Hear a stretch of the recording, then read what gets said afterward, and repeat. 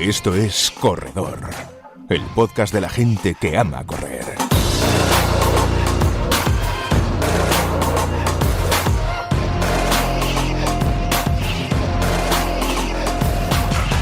Hola, ¿qué tal? ¿Cómo estáis? Bienvenidos, bienvenidas a un nuevo episodio del podcast de la revista Corredor. Un nuevo episodio en el que me va a acompañar desde el inicio Alberto Hernández. ¿Qué tal, Alberto? ¿Cómo estás? Muy buenas, bienvenido. Hola, Luis. Pues bien, la verdad es que contento de ver cómo poco a poco la normalidad se va asentando y tenemos cada vez más carreras de las que hablar. ¿Y de qué vamos a hablar en el día de hoy, en este episodio 59 del podcast de Corredor? Pues vamos a hablar de maratón o de entrenamiento de maratón.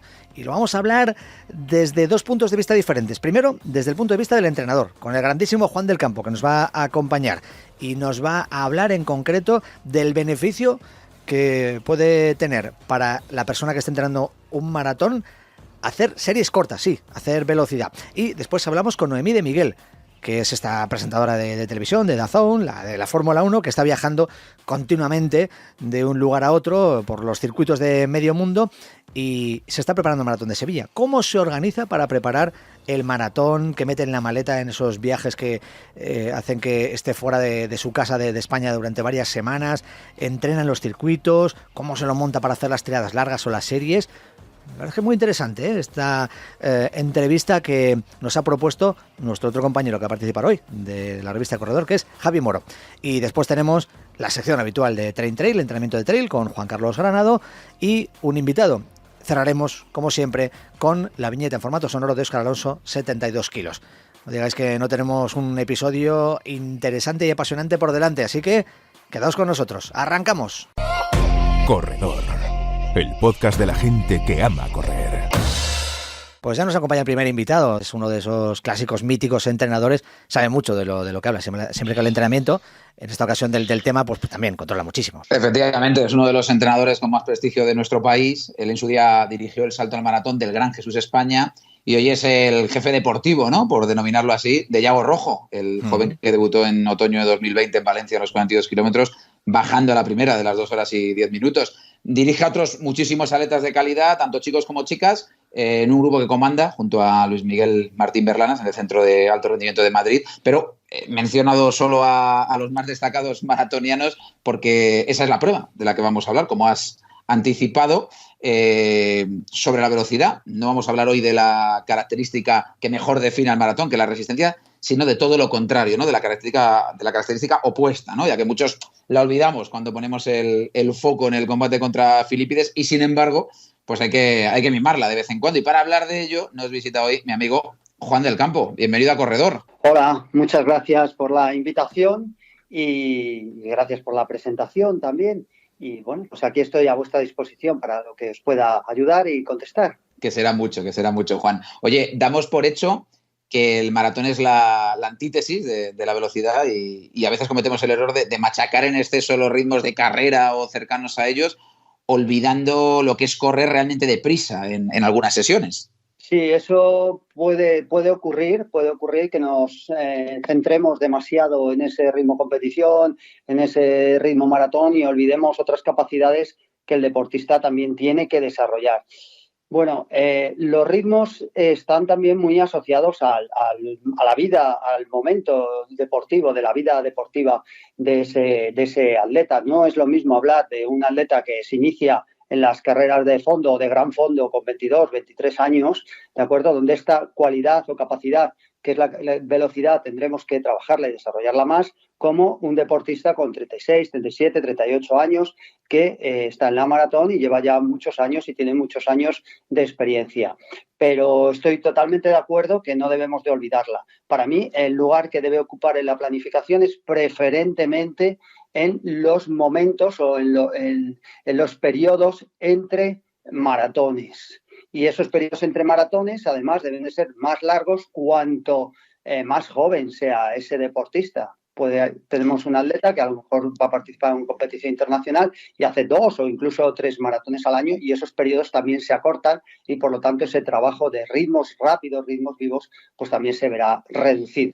Y durante esos periodos, ¿cada cuánto tiempo deberíamos incluir una sesión en la que correr muy vivo? Hablando de semanas, ¿no? Todas las semanas, cada 2 semanas, ¿cada cuánto tiempo la planificas tú a los tuyos? Sí, durante esos periodos yo diría que podríamos hacer perfectamente una vez a la semana, al menos, incluso 2 veces a la semana, puesto que creo que el corredor debe de pensar más en mejorar esa velocidad de carrera, tener esos ritmos altos también en las piernas. Y ya te digo que un día o 2 a la semana lo hacemos con objeto de competir, si es posible, en distancias de 5 y 10 kilómetros, pero al más alto nivel. Es decir, antes de la preparación de la maratón, a mí me gusta que ellos, si tienen la posibilidad de competir y hacer marca en 5.000 y 10.000, que la hagan. Y si no, al menos que estén preparados, porque hay veces que no hay programado nada.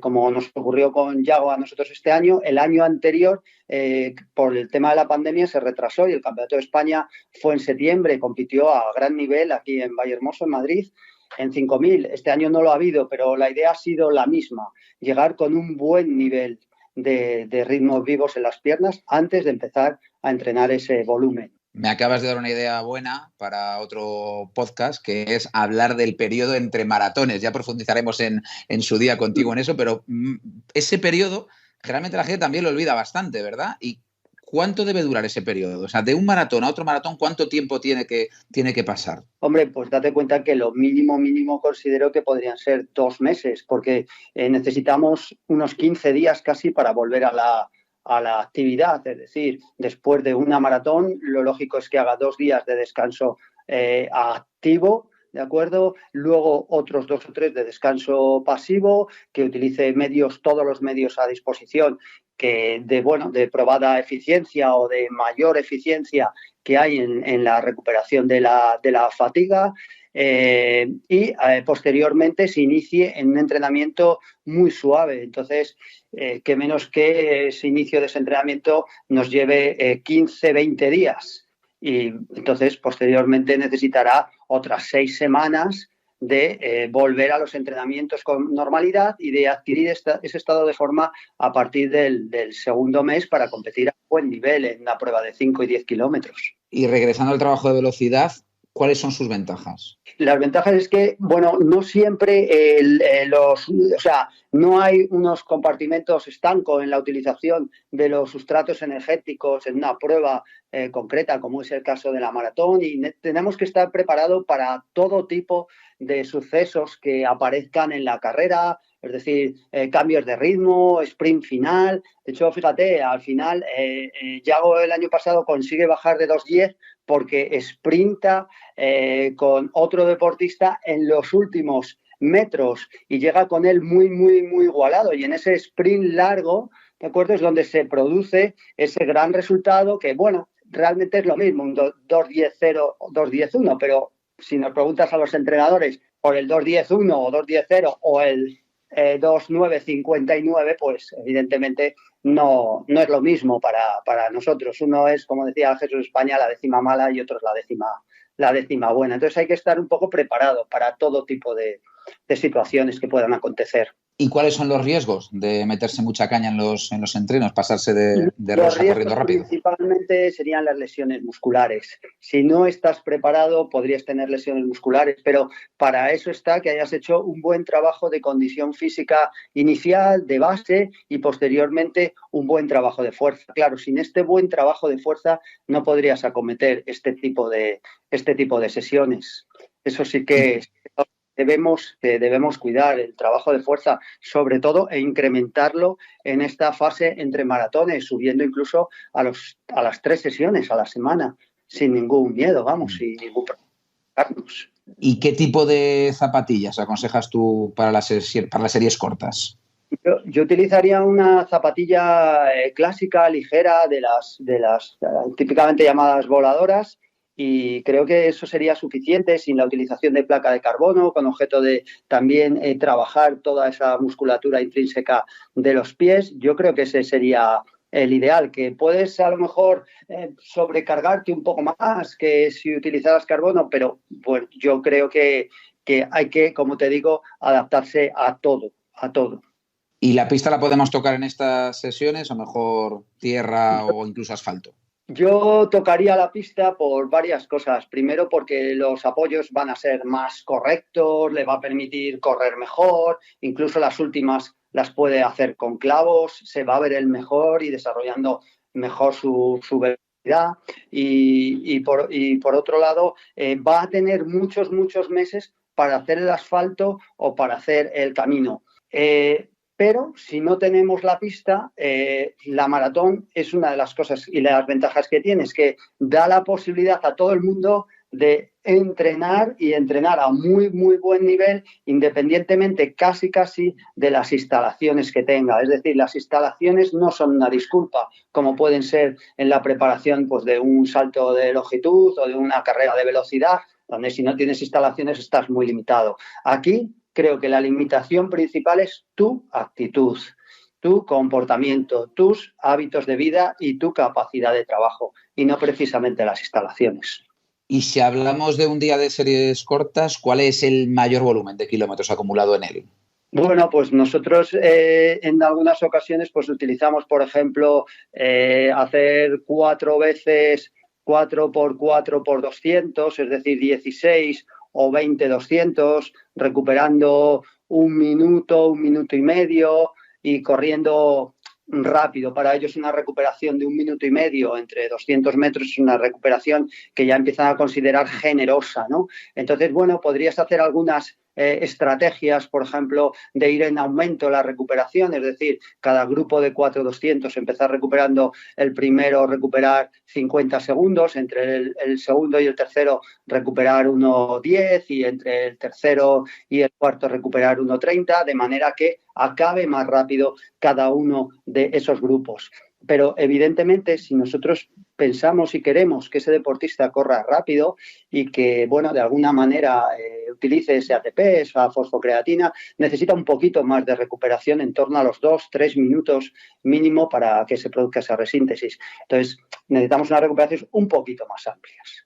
En cuanto al número de kilómetros, por lo que has dicho tú, siendo yo de letras, haciendo la multiplicación muy rápido, entiendo que en torno a 4 kilómetros, 5 kilómetros, algo así en total, ¿no? Sí. Sumando todas las series. Sería suficiente. Si por series largas o series cortas y series rápidas entendemos principalmente series de 300, de 200, de 100 metros, ¿vale? Si nos movemos en series de 300, 200 metros, sí, nos moveríamos en esas cifras aproximadamente. Nos moveríamos en esas cifras. Esa es otra cuestión interesante. ¿A partir de qué distancia debemos dejar de hablar de series cortas?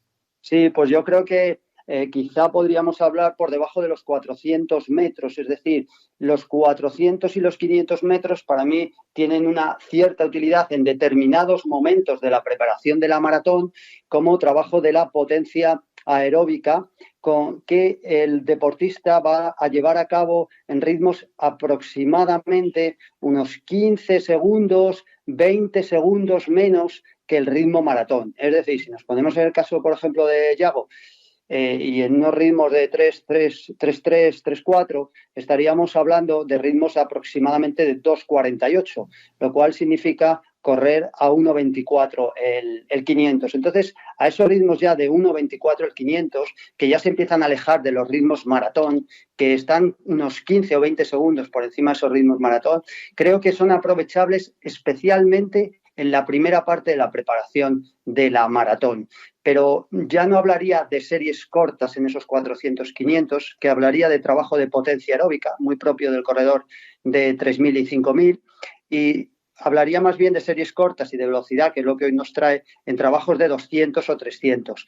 Pero claro, si nos vamos a 200 metros, por ejemplo, y estamos hablando de esos 15 o 20 segundos más rápido del ritmo maratón, ese 2:48, que es 1:24, sería a 33 el 200. ¿Cuántos 200 podría hacer un Yago Rojo a 33? Pues muchos, muchísimos 200. Entonces ahí no estaría yo hablando de trabajos de velocidad. Yago, cuando ejecuta esos trabajos de velocidad sobre 200 metros, corre a ritmos de 28, 27 segundos, el 200. Y es precisamente periodos. Dime, Juan, perdona. Sí, que es precisamente en esos periodos entre maratones donde es muy importante ese trabajo de la velocidad y ese trabajo o esas pinceladas de la capacidad láctica. y me he ido por arriba, ahora me voy por abajo. Alguien que esté pensando, bueno, ¿y menos de 200? ¿Vale para algo? ¿Sirve para algo? ¿Tiene algún beneficio? ¿O en el caso de un maratoniano no tiene sentido? Sí, sí lo haría, sobre todo en gente joven, o podría plantear una típica escalera hacia abajo de 300, 200, 150, 100 metros, pero siempre alejado de esa competición de maratón. Siempre que el deportista tenga una buena condición muscular y preferentemente en deportistas jóvenes. Lo que puede ser, pues eso, pues podría ser un Yago Rojo, podría ser del grupo nuestro un Tarik Novales, a lo mejor con un deportista de 37, 38 años, meternos en este tipo de trabajos, pues yo quizá me lo plantearía. Y siempre pondría en una báscula beneficios que puedo tener y perjuicios. Y a lo mejor, si ese deportista no está muy habituado a ello, no me metería en ese jardín. Si fuera un deportista que me viniera del 5.000, como podría ser Jesús España, pues vamos, si le planteo hacer una pirámide de 300, 200, 150, pues encantado. Y en sus buenos tiempos podría correr a 18 segundos el 150. En la época de maratoniano no, correría 19, pero le encantaba correr rápido y le encantaba correr deprisa. Entonces, ya te digo que perjuicios y beneficios es algo que siempre tienes que valorar. Y en una persona mayor, adulta y con mucha formación, 36, 37, 38 años, yo quizá no lo haría. Juan, ha sido súper interesante, un auténtico placer y nada más, decirte que ya sabes que esta es tu casa, así que bienvenido siempre que quieras. Vale, pues muchas gracias, el placer es mío y bueno, y daros la enhorabuena por toda la difusión y todo el trabajo que hacéis para dar a conocer a los deportistas, al deporte y en este caso a los entrenadores. Fijaos, yo catalogaría esta entrevista como una masterclass de 15 minutos, o sea, tremendo. Yo estaba aquí pendiente de la entrevista, me ha encantado y he aprendido muchísimo. Gracias, de verdad, Juan, ha sido un placer. Gracias a vosotros. Y Alberto, gracias de verdad por traernos estos invitados y estos temas, que me ha gustado mucho y efectivamente yo desde el comienzo estaba pensando, esto de las series cortas para los maratones es un debate que debería surgir en algún momento y nada, Juan directamente es que no da pie al debate, o sea que está bien, está muy bien. Ya sabes mi máxima por la que me he regido siempre desde que empecé, lo importante no es saber, es tener el teléfono del que sabe. Muy bien, y sabe y mucho, así que no hay discusión, sí. Series cortas y velocidad para entrenar un maratón, siempre y de esta manera que ha dicho don Juan del Campo. Oye, Alberto, que muchísimas gracias. Vamos a seguir con más invitados y ya te dejamos liberado para que sigas con tus cuestiones, con tus tareas, que no paras. A ti, Luis, un placer, como siempre. Corredor. Dícese del hombre o mujer que ama correr. Hemos despedido a Alberto Hernández y saludo a Javi Moro. ¿Qué tal? ¿Cómo estás, Javi?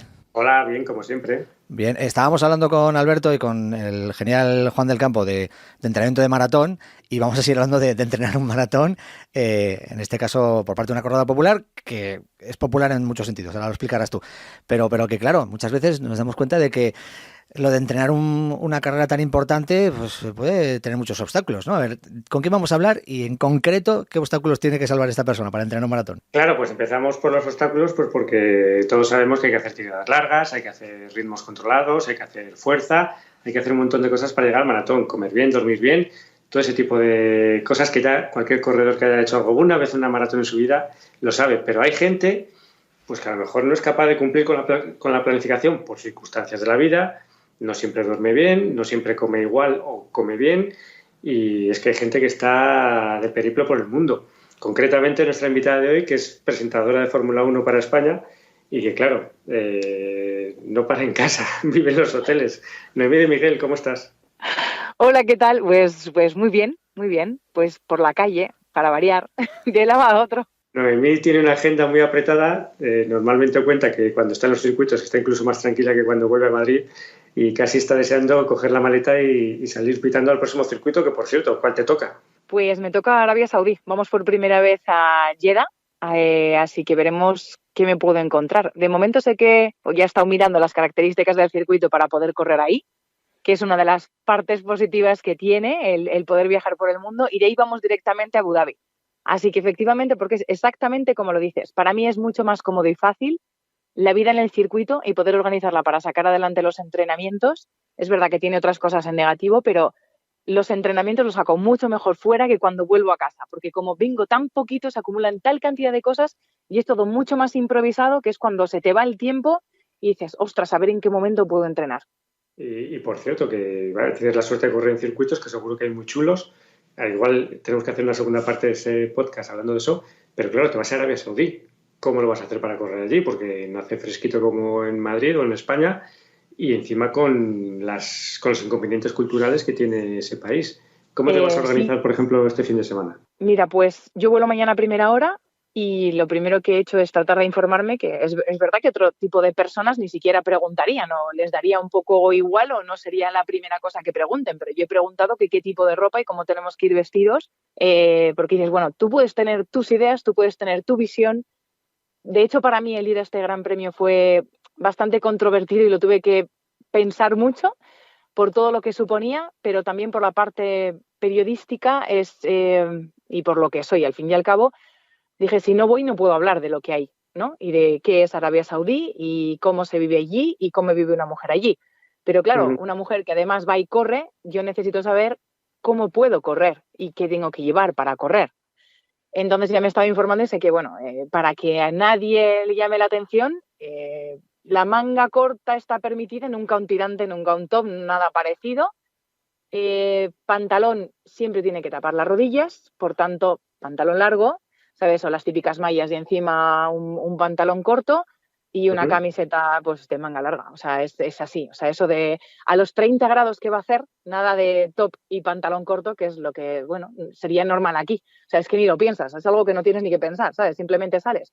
Así que la maleta va a ser interesante, porque luego en Abu Dhabi es totalmente lo contrario. Fíjate que es un lugar que está a apenas una hora de vuelo, el uno del otro. O sea, en Abu Dhabi jamás te tienes que plantear el cómo sales vestida para correr, dar una vuelta al circuito, cosas parecidas. Y estamos hablando de lo mismo en el hotel, porque en el gimnasio se supone que puedo estar, de momento, según me han dicho, y compartir espacio con los hombres, que eso, por ejemplo, no sucede en la piscina. En la piscina no puedo compartir espacio con los hombres, tiene unos horarios de mujeres y unos horarios de hombres, y estamos hablando del Hotel Internacional de prensa, ¿sabes? De los oficiales para la gente que va a cubrir el Mundial de Fórmula 1. Y tienes que también tener la indumentaria a tono. Yo no, de momento no tengo bikinis o bañadores que tapen los hombros, las rodillas y demás. Bueno, puede ser el de nadar, ¿no? O sea que, pero Posiblemente. no, es un poco así. Entonces te tienes que ir adaptando. Un tipo neopreno de triatleta a este paso. Claro. Oye, sí, porque el de surf de verano no me vale. Y ahora tú que estás preparando el Maratón de Sevilla, que ya te quedan unas 12 semanas, ¿cómo te organizas la semana que tienes ese Gran Premio? Por ejemplo, esta que te va a entrar una y a la siguiente otra. ¿Cómo te organizas tu plan de entrenamiento para decir, venga, pues entreno este día esto, lo otro? Cuéntanos. Lo que suelo hacer es hacer un primer entrenamiento antes de salir. Normalmente es raro esta semana que viajo miércoles, normalmente viajaría los martes, incluso los lunes, ¿sabes? Pero si es normalmente martes, hago un primer entrenamiento antes de salir, que suele ser uno de los fáciles, vamos a decir, que sea la combinación de correr durante 30 minutos y hacer ejercicios o las rondas de fuerza y demás, porque además así me puedo acercar al gimnasio, me lo organizo bien en casa, ¿sabes? Y no he hecho nada de menos, porque depende de dónde viajemos vas a tener o no tener gimnasio, no siempre cuentas con ello. Entonces la fuerza, pues hay veces que a pesar de que lo puedes hacer con tu propio cuerpo, viene bien eso. Y luego yo voy organizando un poco dependiendo de la agenda hasta conseguir hacer, y normalmente me gusta hacer las tiradas largas el sábado en vez del domingo, porque el domingo ya es caos, ya es luego irte, ya es lo que sea. O depende del lugar, domingo por la mañana, pero es raro. Lo normal es al final del día el sábado. Y los otros dos suelen ser jueves, miércoles y jueves, cuando viajo los martes. Porque así el viernes, que es un día largo y tedioso, ¿sabes? Es aburrido y te suele robar más energía en el circuito de lo que te aporta, ¿sabes? Porque es verdad que no es un día intenso, están los coches rodando, es largo, no es que tenga un pico de trabajo alto, pero sí que es verdad que es de estos días un poco tontos que te roban más energía de la que tienes. Y como vengo normalmente de entrenar esos 2 días previos, hago como la fase de descanso para hacer ese long run el sábado. Eso más o menos cuando hacemos los 4 entrenamientos por semana. Si hay 5, pues lo trato de ajustar. Pero eso, es que me organizo mucho mejor porque las horas ya están marcadas. O sea, las horas del jueves son las de entrevistas que suelen ser en torno a la mitad del día, entonces por delante o por detrás puedo jugar ahí para hacer mis entrenamientos. Los miércoles suele ser también trabajo más casi de teletrabajo y reconocimiento del circuito que otra cosa, y también tengo mucha flexibilidad. En el caso de los viernes ocupa lo que es coche y competición en pista muchas horas, pero también sabes qué horas son. Y lo normal, que es otra parte positiva de tener el circuito, es que estás en un lugar pues muy controlado. ¿Sabes? Que dices, no tienes ni que ponerte a correr de noche por una ciudad que no conoces, ni saber dónde te metes o dónde no te metes. Es que estás en un circuito con luces, ¿sabes? O sea, ahí tienes 4, 5, 6 o 7 kilómetros para correr las vueltas que te dé la gana. ¿Sabes? Y eso es lo mismo que llevo al sábado, que encima es mucho más corta. La jornada de competición el sábado es cortita. ¿Y cómo te organizas, por ejemplo, los últimos grandes premios que eran Estados Unidos, México, Brasil? ¿Cómo haces tu maleta? ¿Cómo llevas todo lo que necesitas? ¿Cómo afrontas los jet lag? Dices, bueno, hoy tengo 18 kilómetros y he volado desde no sé dónde y estoy hecha polvo. ¿Cómo lo haces? Pues primero con 2 maletas, porque claro, es que tengo que llevar toda la ropa del trabajo más luego mi propia ropa. Y claro, cuando pasa de 2 semanas es imposible, por más que quieras es imposible hacerlo con menos. Y luego ahí voy viendo, porque claro, yo me enfrentaba a una situación en la que ha hecho mucho más calor de lo que... Porque además me fui 5 semanas. Yo empecé desde Austin, me quedé una semana en Los Ángeles, hice ahí México, Brasil y Qatar, con ese cambio saltando de un lado a otro del mundo. Claro, entonces dices, 5 semanas, te vas con 2 maletas y además te vas con posibilidad de lluvia, más frío, no sé qué, en lo que era México y Brasil, que luego no fue así. Y luego temperaturas mucho más agradables que ya sabía en la parte de Austin y al final en Qatar. Pues lo mismo, hechas desde pues pantalones más largos, aunque menos porque, salvo que haga mucho frío, lo del pantalón largo lo evito, ¿sabes? Digo, pero las camisetas térmicas incluso para llevar debajo o camisetas manga corta, simplemente tops y vas haciendo las mezclas. Zapas, una. No sé si me vas a echar la bronca por eso, pero... No, la que organizas tú la maleta eres tú. Claro, pero me llevo una zapatilla. Es lo que hay, porque es que si también empiezo a multiplicar la cantidad de zapatillas y todo, así que con esas es con las que he tirado. Yo con mis Hoka he ido haciendo kilómetros y kilómetros y kilómetros y es lo que he hecho durante todo este tiempo. Y te digo una cosa, me ayuda con el jet lag. Yo en realidad empecé a correr por eso, porque a mí me ha venido muy bien para equilibrar mi vida. Es muy caótica y si te dejas llevar y con todos esos cambios te roba la energía. Y aunque parezca mentira, el correr te la da. Esa satisfacción y ese ejercicio que haces y ese tiempo que te dedicas a ti mismo y que desconectas de todo lo demás, te hace recuperar y tener mucha más energía. Al principio por eso, por evadirte, y después porque tu cuerpo empieza a generar todo eso en positivo, empieza a ser más enérgico y empieza a demandarlo y empieza a mantenerlo pues mucho más activo y a evitar con tu propia fortaleza todos esos hándicaps que tienes en tu vida, de los jet lag, de la mala alimentación y de la falta de sueño. Porque es verdad que no tengo una vida ideal como para hacer grandes marcas ni nada parecido, dado que, es verdad, yo dormir 8 horas me parece ficción. Comer bien, exactamente igual, y hago lo que puedo. Es que viajo con mi neceser de Tutu Sixers a todos lados, donde ahí llevo todo lo que voy a necesitar, pero desde que abres mi mochila y llevo las barritas de hidratos, al momento proteína, a los recovery, a las sales, por supuesto, para la hidratación en países con alta temperatura y donde necesito mucha agua y cosas así. Pero igual que me llevo avena, que puede parecer una tontería, pero hay países donde no las encuentras y a mí que me gusta en el desayuno y me llevo medio kilo de avena, pues cosas así. Cafeína por si te tienes que despertar, ¿no? Totalmente, también. Oye, la última pregunta, que sé que tienes prisa. ¿Hay algún piloto que te ha acompañado alguna vez a correr? Sí. Cuéntanos. Sí. Bueno, con Kvyat, pero desertó, tal cual. Luego me pasó con los Red Bull igual, que se acabaron rajando los 4 porque teníamos la carrera que organiza Red Bull una vez al año, la de Wings for Life. Sí. Puede ser, que hacen el acto benéfico y que antes era por todo el mundo. Durante la pandemia y en el último año en Barcelona me tocó con los 4 salir a la pista y lo mismo, o sea, no terminaron la carrera. Pero sin embargo, Carlos Sainz, sí, eso es, a una vuelta y push, ¿sabes? O sea, no, nada de 2 vueltas, nada de long run, nada de tal, pero tiene que ser una y lo más rápido posible, claro. Eso de ritmito Y luego también otro que fue curioso fue con Xavi Martos, en el circuito de Barcelona, que además tiene bastante desnivel, ¿sabes? No es fácil. Cuando llegas a la Moreneta y el Alto de la Moreneta, pues eso, porque subes, ¿sabes? O sea, que es un circuito que tiene bastante desnivel, aunque no sea de los más largos. Y me llevó a un ritmo que yo le quería matar, porque yo, claro, luego tenía que seguir para completar mi entrenamiento y él se hizo una vuelta y chimpún, ¿sabes? ¿Qué digo yo? Pero sí, es que hay bastante afición y salen mucho. George Russell también, antes más para correr, ahora le da bastante más a la bici. Y luego, bueno, Fernando, no te puedes imaginar, también con la bicicleta, otro. Y Robert Kubica es quien creo que tiene todos los récords de... Se puede hacer 100 vueltas a un circuito, te lo juro. O sea, pero la verdad es que en ese entorno es la parte positiva, que siempre encuentras a alguien con quien correr y siempre encuentras a alguien, ¿sabes?, para hacer deporte. Y eso es muy bueno. Creo que en eso lo tenemos todo bastante metido en la cabeza. Para los que son profesionales porque lo llevan consigo en su vida y para los que no lo somos porque sabemos que nos ayuda mucho en este tipo de vida. Bueno, pues no te aconsejo que de cara a tu preparación de Sevilla corras mucho con pilotos porque si van a hacer vueltas rápidas te van a fastidiar su entrenamiento. Ya, bueno. Cuida esa parte. Pero ya también. sabes, ese orgullo de no quedarse atrás, ¿sabes? Sí. Eso lo hacemos todos, ya lo sabes. Tengamos el nivel que tengamos, vemos a alguien por delante y siempre te sale ese espíritu de tratar de adelantarle. Y para que luego digamos muchos corredores populares cuando preparamos un maratón, uy, qué mal, qué complicado, y eso que trabajamos desde casa, por ejemplo, ¿no? Algunos que teletrabajamos. El caso de Noemí de Miguel es tremendo, nos ha encantado escucharte, Noemí, y que nos contaras, pues eso, cómo te organizas para preparar una carrera tan importante como ese maratón de Sevilla. Esperamos verte allí, en la salida y en la meta, cumpliendo tu objetivo.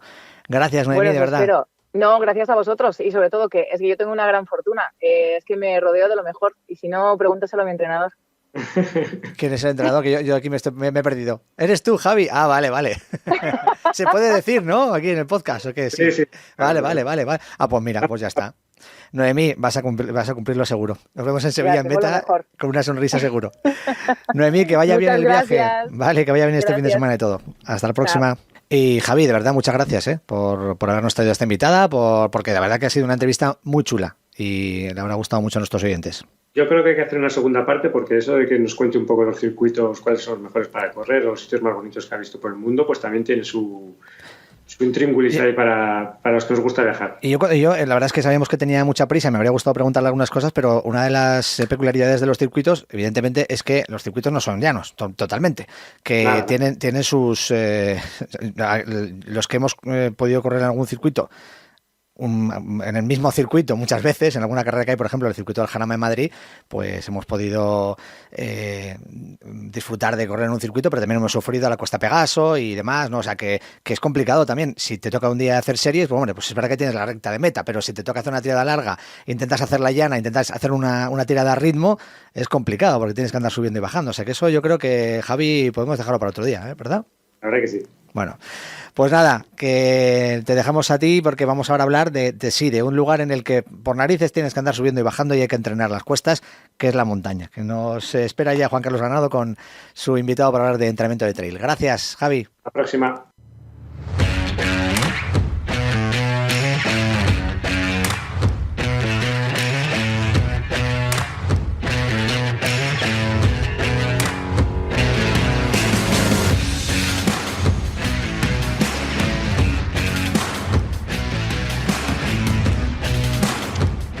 Nuevo capítulo de Train Trail. Ya hemos pasado la veintena y esto empieza a convertirse en un clásico. Poco a poco vamos hablando con más entrenadores y esta vez volvemos a cambiar de tercio y vamos a dedicar este episodio a un entrenador mucho más cercano al mundo online, tanto en la difusión como en su propia actividad como entrenador.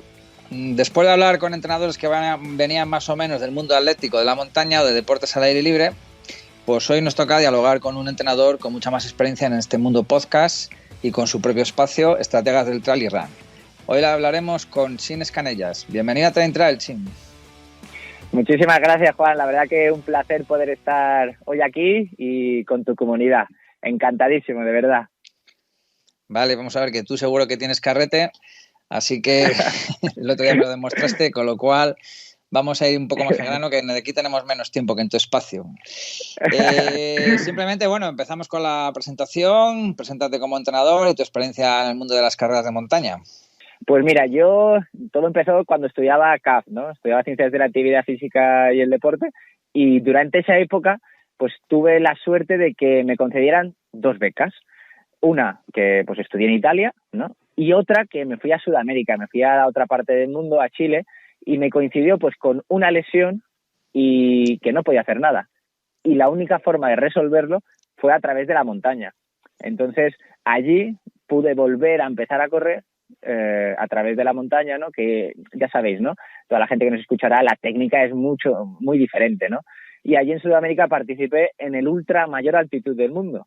Y por casualidades de la vida, pues fui el primer español en acabarla. Y ahí, pues, me enamoré totalmente de la filosofía alrededor del mundo de la montaña, ¿no? Y ahora, pues lo que me dedico es a optimizar el tiempo de los deportistas con sus sueños deportivos, ¿no?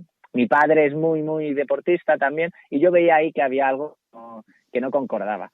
O sea, ¿cómo puede ser que un deportista, para prepararse una prueba dura, ¿no? Una prueba larga, una prueba de 14 horas, 10 horas, tenga que estar entrando a veces los fines de semana 8 horas? Y decía que esto no es normal. O sea, eso puede ser en métodos antiguos, sí, pero hoy en día, con el estilo de vida que tenemos, no puede ser. Entonces eso me ha llevado a ir explorando con esa filosofía del entrenamiento de montaña, a intentar optimizar más el tiempo de trabajo, el tiempo de entrenamiento de todos los deportistas. Y ahí es, pues, mi especialidad, ¿no? O sea, conseguir poder combinar tanto los objetivos deportivos como la vida real de las personas, el trabajo, el ocio y la familia. Ya sabes yo que tengo que centrar mucho las preguntas contigo, porque veo que ya nos has contado media entrevista, pero bueno, sí que veo que, vamos, me has contado el otro día que tus inicios tus conocimientos iniciales en cuanto al mundo de la carrera pedestre, pues eran más relacionados con el mundo del atletismo, me imagino que gracias a tus estudios en licenciatura de las ciencias de la actividad física y del deporte. Con lo cual, pues bueno, me imagino que te habrás especializado en montaña, como acabas de comentar, en esa experiencia previa que tuviste en esa posgrado.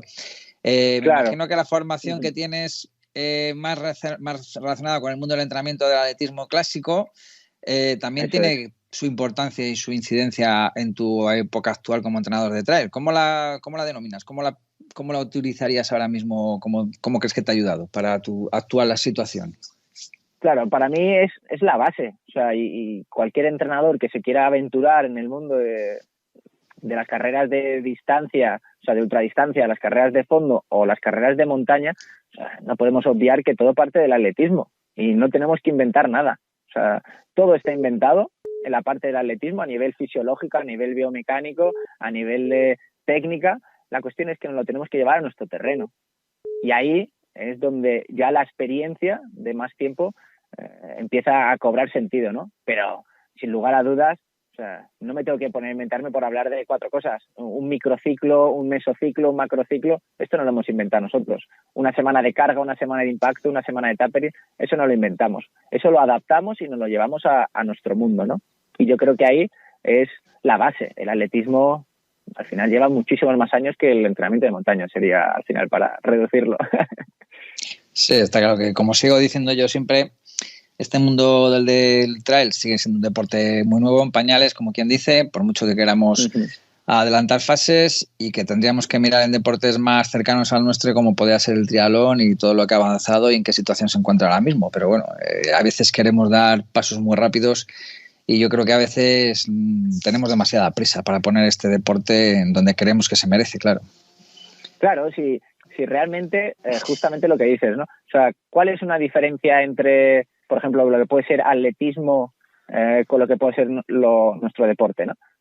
El cargar una mochila, la cantidad de tiempo que hay en las competiciones, ¿no? Entonces eso puede ser mucho más similar al triatlón, como comentas. O sea, la cantidad de comida que tiene que comer un deportista cuando hace una carrera de, pongo un X, 6 horas, 10 horas, pues es mucho. Y en atletismo probablemente no se haga tanto, pero sí que en triatlón, como tú comentas.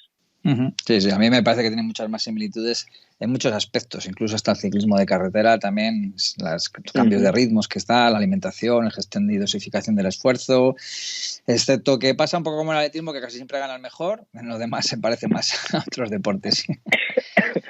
Totalmente. Pero bueno, vamos, en este caso también te quería, bueno, nos has comentado un poco que tu filosofía como entrenador, ya nos has dicho que es optimizar el tiempo, porque al final lo que te interesa es adaptarnos un poco al estilo de cada uno de los corredores o atletas que tú entrenas, porque no puede ser que se dediquen el fin de semana a estar todo el día corriendo por la montaña, porque no es sostenible más que una época muy, muy concreta. Y sí que me gustaría un poco que me desarrolles esta fase, esta filosofía tuya, cómo trabajas y en qué basas principalmente tus entrenamientos más habituales. Claro, totalmente. Y yo creo que cualquier entrenador que se dedique a la gente normal, a la gente de a pie, a la gente amateur, tendría que coger un poquito de esa filosofía, ¿no? Que para mí al final es una filosofía de mi método son los deportistas, mi método es qué es lo que necesitan ellos, qué es lo que quieren. Un deportista quiere ir un corredor, ¿no? ¿Quiere ir a clases de yoga? Pues por supuesto hay que hacerlo. ¿Quiere ir a clases de CrossFit? Por supuesto hay que hacerlo. La cuestión es, yo sé que no es lo más beneficioso para ese corredor, pero es que es mayor, sabe lo que tiene que querer, se lo explicamos, pero luego, en base a lo que se le ha explicado, si quiere hacer CrossFit, aunque se machaque, yo le invito a hacerlo, porque para mí el objetivo es que el corredor sea deportista para toda la vida. Ese es mi gran objetivo, ¿no? Cogemos al deportista, vemos sus objetivos y montamos esas piezas del puzzle. Combinar todo, ya sea el entrenamiento cruzado, ya sea pues esas semanas que hay más carga, ya sea esas semanas que son más, reducimos más. Pero ahora, por ejemplo, ¿no? Empieza la época de esquí de travesía. ¿Quién soy yo para decirle a un padre de familia, que podría ser incluso mi padre, oye, no vayas a hacer esquí de travesía? Eso no. Entonces, al final es adaptar toda la teoría que sé, toda la teoría que se puede encontrar en los libros, en las universidades, y llevarla al deportista, llevarla a pie de calle, digamos. Sí, esto que hablas me parece súper interesante porque es una forma de adaptarse realmente al deportista más recreacional, más de medio nivel. Pero, ¿qué te plantearías tú si realmente cayera en tus manos un atleta de alto nivel? ¿Hasta qué punto cederías en sus pretensiones que pudieran verse comprometidas en cuanto a su rendimiento? Es decir, ¿cómo gestionarías este apartado de qué es lo que le va bien a él para su cabeza o qué es lo que le va bien para su rendimiento? Claro, ahí estamos hablando de otra cosa, ¿no? O sea, nosotros llevamos también en el equipo a deportistas que van a ganar y entonces ahí la filosofía cambia. Yo normalmente el mensaje que dirijo a la gente es un mensaje para el deportista amateur, o sea que poder combinarlo todo mucho más. Si nos vamos a un deportista de alto rendimiento, hay que tener claro cuáles son las prioridades. Mi prioridad no es que vayas a CrossFit cuando quieres ganar una competición de montaña, no es objetivo hacer las máximas repeticiones posibles con un peso mediano, no es objetivo eso, no es objetivo que en una época específica de competición, que estamos cercanos a nuestro objetivo principal, ¿no? Pues puedas hacer, me invento, 4 horas en bicicleta. No es objetivo. Entonces, ese es el punto principal de a qué nos dirigimos, qué es lo que busca. Ya la conversación cambiaría. Ya nos ponemos mucho más estrictos, ya no puede haber entrenamientos que no se realicen, no puede haber entrenamientos en los que, ejemplo, ponemos 2 horas de entrenamiento de carrera continua por la montaña, 1000 positivos, y que de repente el deportista haya hecho 4 horas. No. Aquí ya jugamos con otra liga y aquí ya jugamos con otras palabras y ya la filosofía cambia. Bueno, ya que nos metemos un poco en la harina, pues mira, ya vamos a empezar un poco a hablar más de intensidades, pulso, vatios, es decir, me imagino que este tipo de variables las trabajas en tus atletas, ya sea de un nivel u otro. Y me gustaría también que me contaras un poco qué tipo de sesiones planteas más reales cuando trabajas, por ejemplo, alta intensidad. Cuando quieres trabajar una sesión de alta intensidad en montaña, ¿qué variables manejas y qué tipo de sesiones planteas?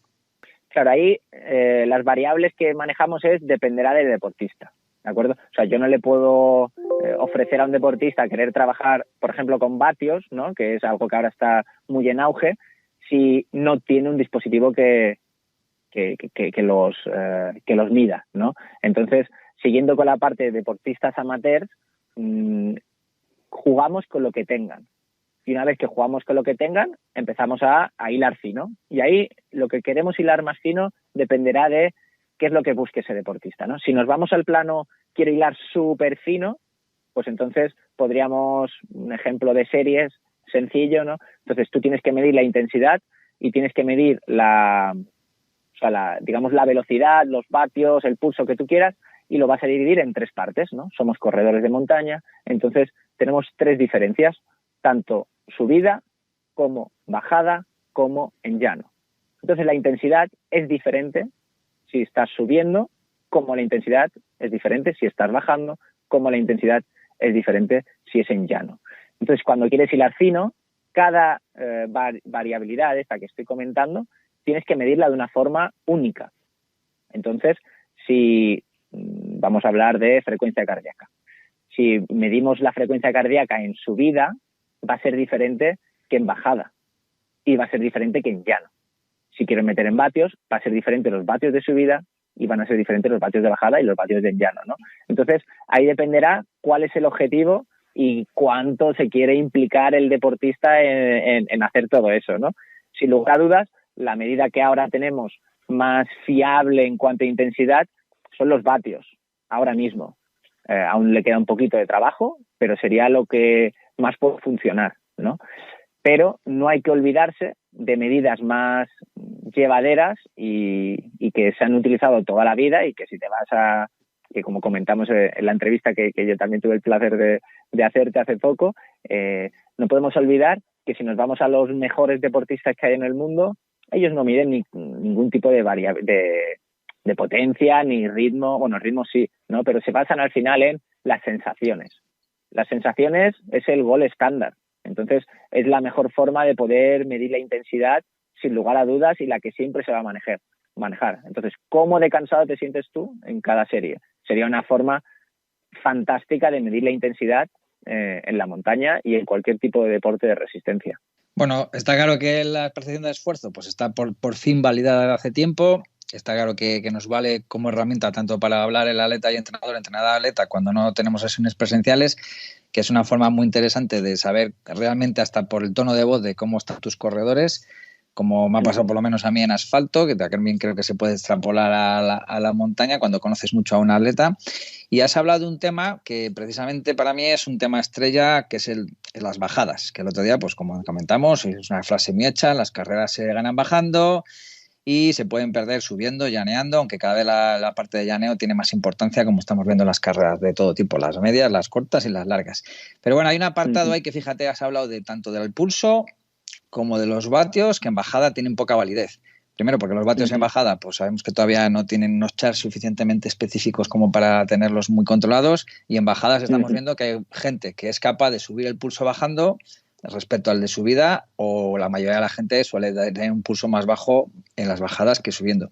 Todo esto relacionado con el tipo de trabajo que hay que hacer para la fuerza, que para mí sigue siendo una de las claves desconocidas realmente de afrontar una bajada, el trabajo de fuerza excéntrica a saltos, porque realmente estamos haciendo saltos continuamente en las bajadas.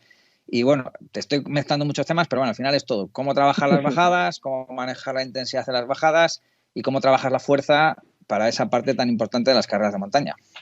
Claro, pues a ver, primero de todo, ¿cómo podríamos trabajar las bajadas, no? O sea, yo de la forma que lo hago es medirlo como de forma aislada. O sea, ¿qué vamos a trabajar hoy? No, bajadas. Entonces, por ejemplo, una progresión sencilla sería simplemente practicar una bajada de forma constante, ¿no? El deportista pues puede estar un entrenamiento haciendo, imaginemos, 5 bajadas, por decir algo, ¿no? Luego, en sesiones posteriores lo que vamos a hacer es empezar a medir. O sea, medir cuánto tiempo tarda ese deportista en hacer una bajada de, vamos a decir, 200 metros. Entonces vamos a imaginar, me invento, que tarda 2 minutos en bajar, ¿vale? Porque es un poco técnico, tal, 2 minutos. Perfecto. Entonces, a partir de ahí, lo que vamos a hacer es medir cuánto tiempo tarda el deportista en cada bajada y también medir qué número de apoyos está haciendo el deportista en taloneando, ¿no? Sabemos que cuanto más veces el deportista ponga el talón, más se está frenando, ¿no? O sea, como podéis imaginar, si os ponéis a plantearos el movimiento de bajada, cuanto más te inclinas tú en la propia pendiente, vas a ir más rápido. Y si empiezas a coger ese flow que se dice, pues puedes conseguir ir más rápido y siempre extendiendo el número de las zancadas, ¿no? Que haya más longitud entre apoyo y apoyo. Ahí siempre, lógicamente, tenemos que tener en cuenta cómo es de técnica esa bajada. Por eso, yo creo que es ideal entrenarlo en un mismo sitio. Entonces, ¿cuál sería el ejercicio? Medir el tiempo que tardamos en bajar y medir el número de apoyos que hacemos. Eso es la forma que normalmente yo suelo trabajar para que el deportista aprenda a bajar más rápido las bajadas, ¿no? Y luego, dependiendo de la competición que sea, la competición objetivo, pues ya veremos a ver si tiene que entrenar pues más distancia, ¿no? Imaginemos 2 kilómetros bajando, 1 kilómetro bajando, 500 metros, pues ahí dependerá de la especificidad de la prueba. Pero sin lugar a dudas, o sea, de la forma más objetiva de trabajar las bajadas es en el propio terreno. Si luego nos fuéramos al entrenamiento de fuerza, al entrenamiento en seco, digamos como si fuera triatlón, el entrenamiento en seco, pues ya sería hacerlo en ejercicios más similares, ¿no? Como por ejemplo podría ser una sentadilla sisi, que es que te inclinas hacia atrás, ¿no? La fase es una fase más excéntrica. Luego, por ejemplo, en leg curl, cuando estás sentado en una máquina en el gimnasio, que extiendes las piernas, ¿no? Lo que haces es, por ejemplo, puedes extender con 2 y dejar que la pierna vuelva a su posición con 1. Entonces, cargas más esa fase excéntrica. Ahí ya encuentras más variabilidad y dependerá de cómo lo quieras trabajar, si ya directamente en la bajada o lo quieres entrenar previamente. Y ahí, pues lo que siempre decimos, o sea, cómo te lo planteas, cuánto tiempo tienes para la competición y cómo de importante es para ti ese tipo de entrenamiento. Bueno, has dado unos cuantos detallitos. Sí que me da una cosa que me he puesto en mi lugar. Es decir, cuando tú te planteas, bueno, cuando tú tienes un atleta que realmente no afronta las bajadas con seguridad, en las cuales tú ves que dices, échate hacia adelante porque es lo más efectivo y casi seguro, pero es incapaz de echarse hacia adelante porque o mentalmente o físicamente es incapaz de dar ese paso de decir, no tengo miedo, tengo fuerza suficiente como para aguantar el siguiente apoyo sin saber que me voy a matar, porque lo más normal es que me caiga o por falta de fuerza en los apoyos, o por inseguridad en el tipo de terreno que estoy, o por el desnivel tan pendiente que eso a veces encuentras y que dices, yo no soy capaz de echarme hacia adelante. En ese momento, ¿qué estrategia te plantearías? Esa ya es más complicada. ¿Por qué? Porque uno de los factores más importantes, bueno, pero es uno de los factores principales en cuanto a bajar rápido, que es el miedo.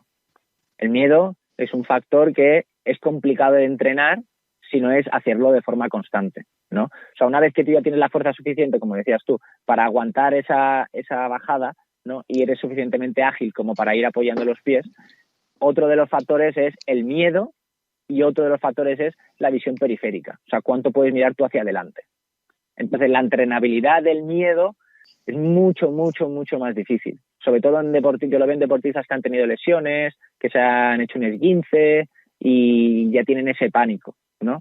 Yo aún, en ese apartado, la verdad, no he encontrado la fórmula perfecta. Me imagino que un psicólogo ahí nos podría echar un cable, pero yo ese miedo a la bajada aún, yo no lo he conseguido hacer que no sea entrenándolo, ¿no? O sea, que no sea practicándolo y que no sea que no pasa nada si te tuerces el pie, que no te lesionas, ¿no?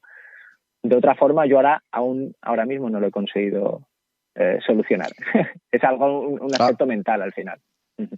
Necesitaremos un trabajo multidisciplinar con otros profesionales para que nos ayuden en esta faceta, porque es cierto que es una parte complicada de superar. Sí, vamos, por lo que veo yo con los otros atletas y con lo que veo cuando veo a un atleta que veo que se enfrenta y se pone de uñas ante una bajada, es difícil darle unas pautas de venga, échate hacia adelante, tal, lo típico, lo evidente, que por mucho que se lo digas no lo va a hacer mejor, claro. Claro, y ahí justo los niños nos enseñan mucho, ¿no? O sea, y a medida que vamos aumentando de edad, ya siempre tienes más precursores de el miedo a que va a pasar, ¿no? Ya ves más miedos porque conoces más situaciones y esa sabiduría. Y claro, a veces esa sabiduría nos echa para atrás de hacer otras cosas, ¿no? Y un niño pequeño se lanza como si no hubiera mañana, por ejemplo. Sí, son los prejuicios de la edad y de saber que no eres capaz de hacer ciertas cosas ya porque vas limitado. Pero bueno, esto con esas fases sensibles es mucho más sencillo y con ciertas especialidades que, sobre todo en este deporte, que vienen casi siempre de otras modalidades, yo encuentro que, por ejemplo, los futbolistas tienen mucha más adaptabilidad a este tipo de problemas técnicos que un corredor incluso de fondo habitual, vamos. Claro, sí, porque saben que no va a pasar nada, ¿no? Y que si te caes normalmente no pasa nada. Ahí está un poco esa dicotomía, ¿no? O sea, del miedo a suceder algo que no tiene por qué suceder. Pero claro, puede pasar. Bueno, para ir rematando, vamos a ver una que sí que me interesa especialmente, porque entiendo que me imagino que la mayoría de tus clientes, sobre todo online, te demandan carreras ultra, es decir, me imagino que es lo que más abunda en este mundo. A nivel español sabemos que las ultras tienen un tirón para mí desmedido y sobrevalorado, pero bueno, ya nos has dado unas pinceladas al principio, me imagino que el volumen es importante, pero me imagino que el trabajo en diferentes intensidades, trabajando en diferentes metabolismos, optimizando un poco los esfuerzos para las recuperaciones y digamos, hacer en cada momento lo que debes hacerse, será una parte importante en tu entrenamiento de esta modalidad del ultra, vamos. Claro, sí y no tanto, ¿no? O sea, ¿a qué me refiero? Si nosotros, o sea, por ejemplo, hemos partido la entrevista hablando del atletismo, ¿no? Si nosotros nos vamos a de dónde venimos, normalmente se basa mucho en el volumen del entrenamiento, ¿no?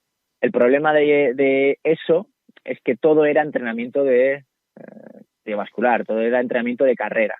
Entonces, ahora mismo lo que sucede es que ha entrado en el papel el entrenamiento de fuerza.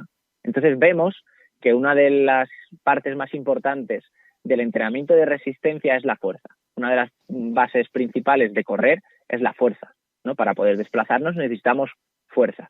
Y lo que antes no se describía como algo tan importante era el entrenamiento de fuerza, que ahora vemos que si combinamos ese entrenamiento de carrera con el entrenamiento de fuerza, cuando me refiero a combinar me refiero en sesiones aisladas, no me refiero en la misma sesión, ¿no? Vemos que tiene una gran importancia, ¿no? Entonces, yo la verdad ahora mismo no abogo por hacer esas tiradas tan largas como de forma normal se hace. Siempre teniendo en cuenta que estamos hablando de un deportista que ya se ha enfrentado a entrenamientos largos, que ya tiene experiencia en saber lo que pueden ser una competición, por ejemplo, de 10 horas, ¿no? Y no le tengo que meter yo un entrenamiento de 5 horas ni 6 horas para poder practicarlo, ¿no? Para poder saber y para poder experimentar qué es ese tipo de entrenamiento de larga duración. Para llevarlo más a la base donde la gente lo pueda entender más. Yo ahora mismo, la mayoría de corredores, nos vamos al asfalto, que hacen una maratón, 42 kilómetros, en una planificación tradicional lo típico es hacer 30 kilómetros. Pues yo ahora mismo ya a nadie les meto 30 kilómetros. Lo máximo que llegan a hacer son 20 kilómetros, ¿no? ¿Por qué? Porque lo combinamos con el entrenamiento de fuerza. Entonces ahí nos olvidamos tanto de cuántas horas puede tener que hacer ese deportista en un entrenamiento largo y ya les meto con entrenamiento de fuerza. Entonces eso lo que me permite es reducir el tiempo total del ejercicio. Y al final es el mismo objetivo que estamos buscando yo con los deportistas amateurs, conseguir que el deportista entrene menos horas. Entonces, para resumir, ese volumen de entrenamiento de larga duración yo ya no lo veo tan importante. Ya no sea solo por combinarlo con el entrenamiento de fuerza, sino también por el desgaste que supone, tanto de forma psicológica como de forma física, que un deportista pueda entrenar en un fin de semana, pues 6 horas, 7 horas. Qué pena que hemos empezado que hayamos acabado por la última pregunta, porque creo que había dado mucho juego todo lo que acabas de comentar, incluso hasta posible discusión. Pero bueno, totalmente. Se acaba el tiempo. Esa es la parte que no me nos gusta. queda más remedio que decirnos dónde te pueden buscar todos los escuchantes del podcast si quieren ponerse en contacto contigo y quieren empezar a trabajar contigo o simplemente consultarte alguna duda o algo.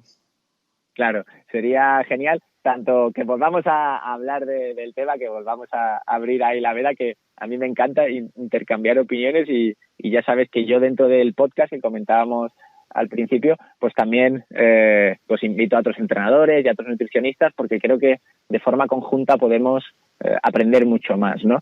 Y simplemente eso, darte las gracias a ti, gracias a todo el equipo, y a mí me podéis encontrar en el formato podcast, en el podcast de estrategas del Trail y Run, y también en todas las redes sociales como chim_escanellas. Y será un placer pues tener a tu audiencia ahí intentando poner las cosas difíciles, intentando aprender, y seguro que nos veremos en algunas carreras. Pues nada, Chin, un placer, encantado por escuchar todo lo que nos has dicho. No sé si nos hemos ido un poco de tiempo, nos echará la bronca al técnico, pero bueno, un placer, lo dicho. De verdad, muchísimas gracias. Y antes de terminar nuestro episodio, ya sabéis, la reflexión, el comentario, la viñeta en formato sonoro de Óscar Alonso, de 72 kilos, que siempre es acertada. Y seguro que tiene mucho que ver con lo que estamos pensando los corredores y las corredoras en muchos momentos. Con él os dejamos hasta el próximo episodio. Gracias por estar ahí. No olvidéis suscribiros. Adiós. Es que entrenan en altura. Es que tienen zapatillas hechas solo para ellos. Es que les pagan para correr. Es que tienen más tiempo para ir al gimnasio. Es que tienen otra genética. Es que tienen una marca detrás. Y si entrenaras en altura con zapatillas hechas para ti, te pagaran, tuvieras más tiempo para ir al gimnasio, tuvieras otra genética y una marca detrás, ¿estarías dispuesto a sacrificar todo para dedicarte solo a correr? Yo me apuesto 10 minutos de mi marca en maratón a que no.